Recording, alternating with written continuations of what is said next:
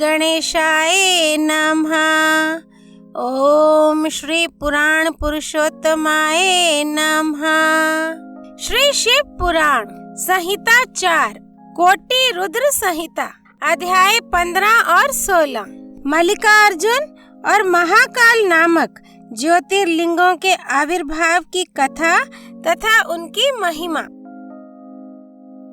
सूत जी कहते हैं, महर्षियों, अब मैं मल्लिकार्जुन के प्रादुर्भाव का प्रसंग सुनाता हूँ, जिसे सुनकर बुद्धिमान पुरुष सब पापों से मुक्त हो जाता है। जब महाबली तारक शत्रु शिवापुत्र कुमार कार्तिकेय सारी पृथ्वी की परिक्रमा करके फिर कैलाश पर्वत पर आए और गणेश के विवाह आदि की बात सुनकर क्रौंच पर्वत पर चले गए, पार्वती और शिवजी के वहां जाकर अनुरोध करने पर भी नहीं लौटे तथा वहां से भी 12 कोस दूर चले गए।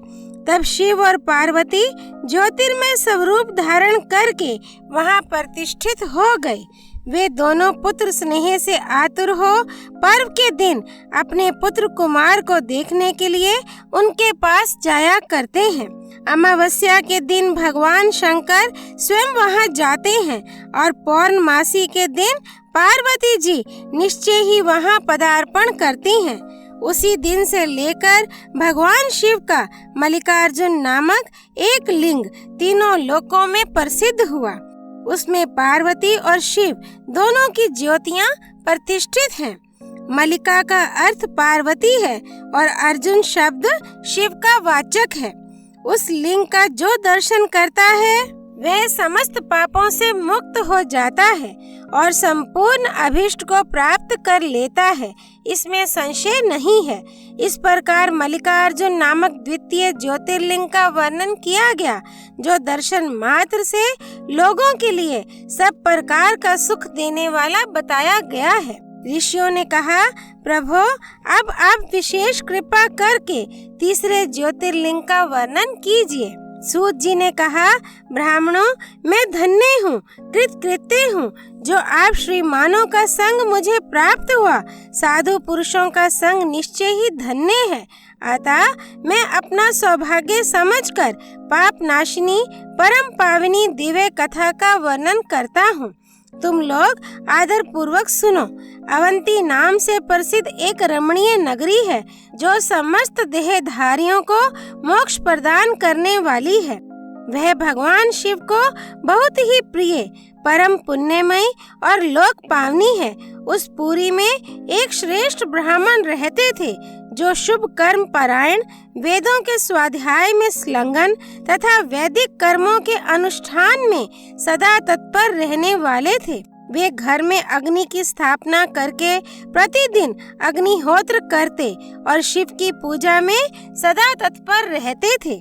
वे ब्राह्मण देवता प्रतिदिन पार्थिव शिवलिंग बनाकर उसकी पूजा किया करते थे। वेद प्रिय नामक वे ब्राह्मण देवता सम्यक ज्ञानार्जन में लगे रहते थे, इसलिए उन्होंने संपूर्ण कर्मों का फल पाकर वह सद्गति प्राप्त कर ली, जो संतों को ही सुलभ होती है। उनके शिव पूजा परायण 4 तेजस्वी पुत्र थे, जो माता पिता से सद्गुणों में कम नहीं थे। उनके नाम थे देवप्रिय, प्रियमेधा, सुकृत और सुव्रत। उनके सुखदायक गुण वहाँ सदा बढ़ने लगे। उनके कारण अवंती नगरी ब्रह्म तेज से परिपूर्ण हो गई थी। उसी समय रत्नमाल पर्वत पर दूषण नामक एक धर्मद्वेषी असुर ने ब्रह्मा जी से वर पाकर वेद, धर्म तथा धर्मात्माओं पर आक्रमण किया। अंत में उसने सेना लेकर अवंती, उज्जैन के ब्राह्मणों पर भी चढ़ाई कर दी। उसकी आज्ञा से 4 भयानक दैत्य चारों दिशाओं में परले अग्नि के समान प्रकट हो गए, परंतु वे शिव विश्वासी ब्राह्मण बंधु उनसे डरे नहीं। जब नगर के ब्राह्मण बहुत घबरा गए, तब उन्होंने उनको आश्वासन देते हुए कहा, आप लोग भक्तवत्सल भगवान शंकर पर भरोसा रखें। यूं कहे शिवलिंग का पूजन करके वे भगवान शिव का ध्यान करने लगे। इतने में ही सेना सहित दूषण ने आकर उन ब्राह्मणों को देखा और कहा, इन्हें मार डालो, बांध लो। वेद प्रिय के पुत्र उन ब्राह्मणों ने उस समय उस दैत्य की कही हुई वह बात नहीं सुनी, क्योंकि वे भगवान शंभु के ध्यान मार्ग में स्थित थे। उस दुष्टात्मा दैत्य ने ज्यों ही उन ब्राह्मणों को मारने की इच्छा की, त्यों ही उनके द्वारा पूजित पार्थिव शिवलिंग के स्थान में बड़ी भारी आवाज के साथ एक गड्ढा प्रकट हो गया। उस गड्ढे से तत्काल विकट रूपधारी भगवान शिव प्रकट हो गए, जो महाकाल नाम से विख्यात हुए।